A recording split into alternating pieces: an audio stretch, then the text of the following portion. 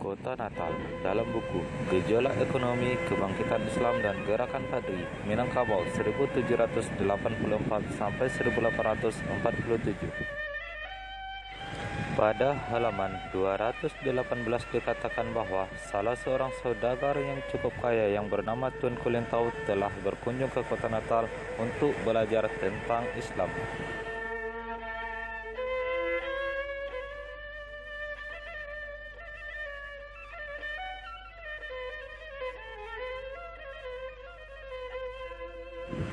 Kemudian pada tahun 1824 ditandatanganinya Perjanjian London, di mana pemerintah Hindia Belanda wajib mengambil alih 3 pos Inggris di sebelah utara pantai Minangkabau, yaitu Air Bangis, Natal, dan Tapanuli.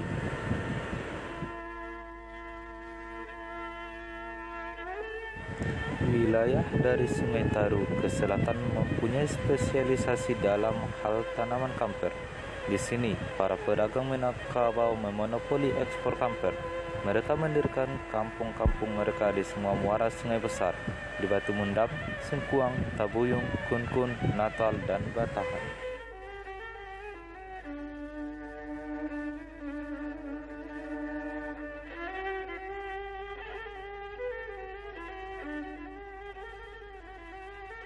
Mereka juga mendapatkan suplai kamper dari perkampungan Batak yang terletak lebih ke dalam.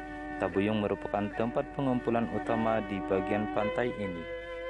3 pelabuhan di ujung selatan daerah penghasil kamper, Natal, Batahan, dan Air Bangis juga penting. Pelabuhan-pelabuhan ini bisa dicapai dengan mudah dari lembah Rauk di pedalaman yang menghasilkan emas. Di pemukiman pelabuhan emas ini juga terlihat banyak orang Aceh. Natal pada akhir abad ke-18 digambarkan sebagai tempat berdagang yang ramai.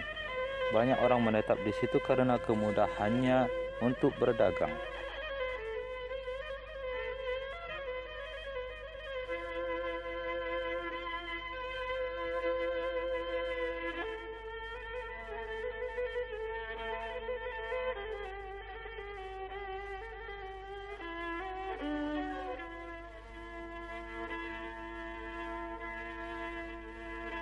Kebanyakan mereka berasal dari Asin, Rau, dan Minangkabau.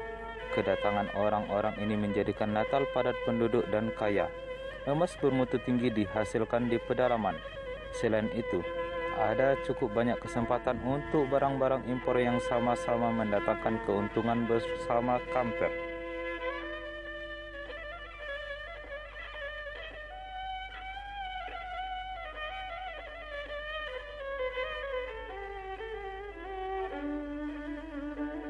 Sejak tahun 1740-an, para pedagang swasta menyadari bahwa berhenti di bagian pantai ini cukup berguna, terutama di Natal. Tentu sangat menguntungkan karena semua barang yang ada di utara bisa juga diperoleh di sini. Begitu juga emas. Natal dan Tabuyung menjadi tempat penampungan kain India, garam, dan candu.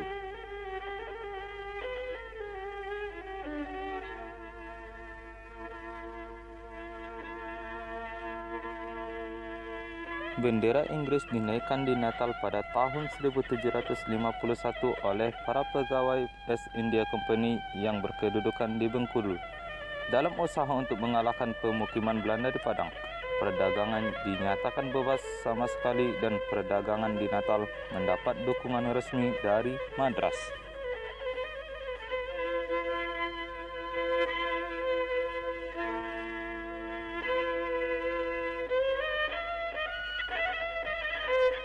Pada tahun 1756, untuk mendahulukan kembali niat Belanda terhadap bagian pantai ini, orang-orang Inggris juga mendirikan pabrik di Tapanuli.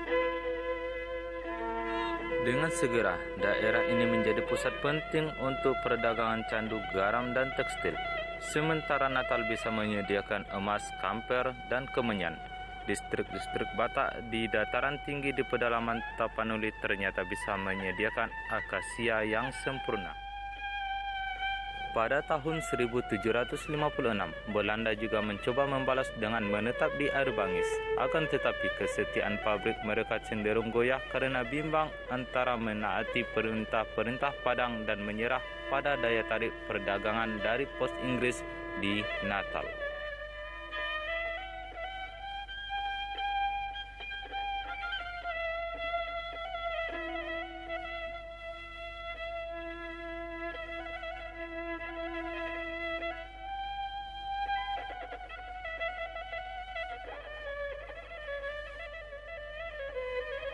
Sejak tahun 1795, Natal bisa mengatur pengiriman lada dengan lebih dapat dari singkil.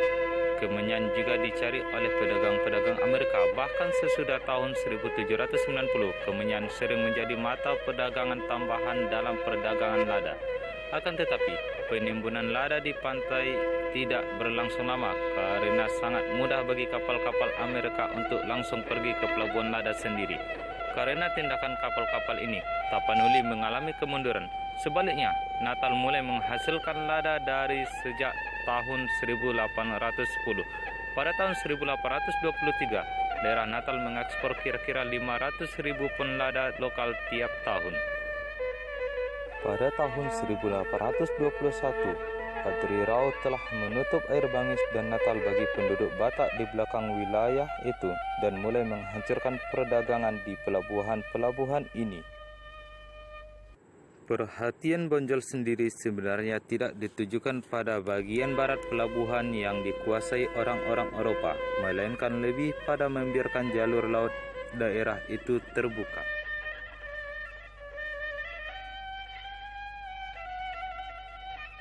Dengan demikian, pelabuhan-pelabuhan saingan bisa berkembang dan merugikan Air Bangis. Selain itu, Natal juga bisa berkembang. Sejak kira-kira tahun 1820, para pedagang dari Bonjol dan sekutunya mulai menetap di pelabuhan-pelabuhan penting lainnya, yaitu Batahan, Kun-Kun, Tabuyung, dan Singkuang. Tabuyung menjadi pelabuhan utama mereka. Di Tabuyung juga terdapat kayu-kayu untuk pembuatan perahu. Selain itu, kapal-kapal Bonjol yang dipakai untuk mengangkut hasil bumi di berbagai tempat hunian kecil di pantai dengan aman bisa diperbaiki di pelabuhan ini. Bulan Maret 1831, Imam Bonjol berhasil memimpin pasukannya sejumlah 10.000 orang yang berasal dari Alahan Panjang dan lain-lain, berbaris ke Natal dan memblokir Natal dari darat dan laut selama 12 hari. Sekali lagi, hal ini bisa terjadi dengan bantuan Saidi Marah dan perahu-perahu bersenjatanya, bersama-sama bantuan dari Truman. Di bawah pimpinan Johannes Pandebas sebagai Gubernur Jenderal, pemerintah Hindia Belanda memiliki kebijakan untuk menuntut hak atas pantai barat Sumatera mulai dari Selat Sunda sampai di Barus. Langkah pertama untuk mewujudkan ini adalah menguasai pemukiman pedagang Bonjol yang ada di wilayah antara Padang dan Natal dan menetapkan kekuasaan Belanda di pantai sampai sedikitnya 2 mil lebih ke pedalaman. Di bulan Desember 1831, setelah tiba pasukan tambahan dari Batavia, Katiangan diserbu dari barat dan laut dan ditaklukkan. Ekspedisi Angkatan Laut dan Militer Belanda kemudian berlayar ke pulau menyusuri pantai dengan maksud menghancurkan jalan dagang Bonjol di daratan rendah Batak. Batahan direbut dan dibakar. Lalu pada bulan Januari 1832, pelabuhan utama Bonjol di bagian pantai ini yang ada di Tabuyung dihancurkan.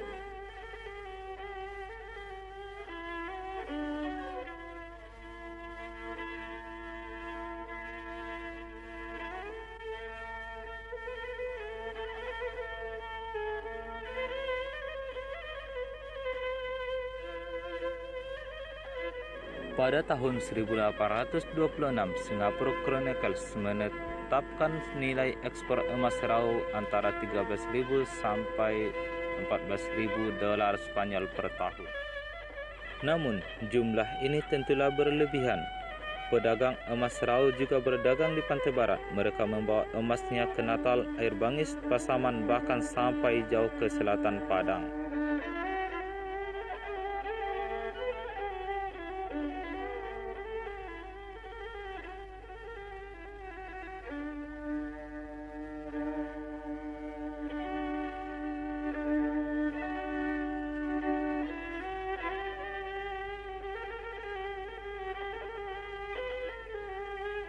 seperti Rau.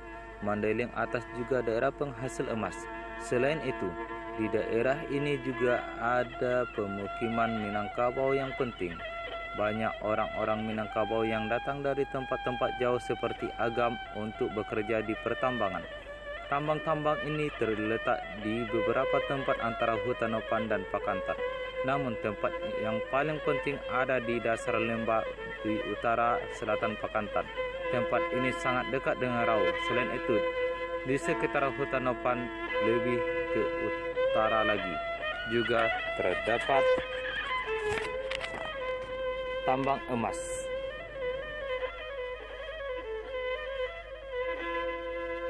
Para wira swasta yang mengerjakan tambang-tambang ini sudah lama mempunyai hubungan dagang dengan Air Bangis dan Natal.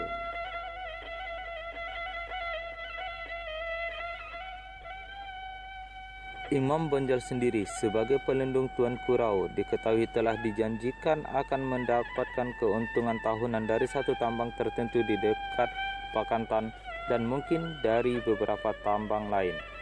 Lembah Mandailing Atas yang dikuasai Padri juga membantu rencana Imam Bonjol untuk mengusir pedagang Eropa dari pantai Batak.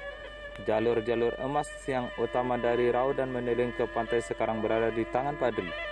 Di sisi lain, perdagangan emas dialihkan ke Pasaman dan ke pelabuhan Imam Bonjol yang baru di Batahan.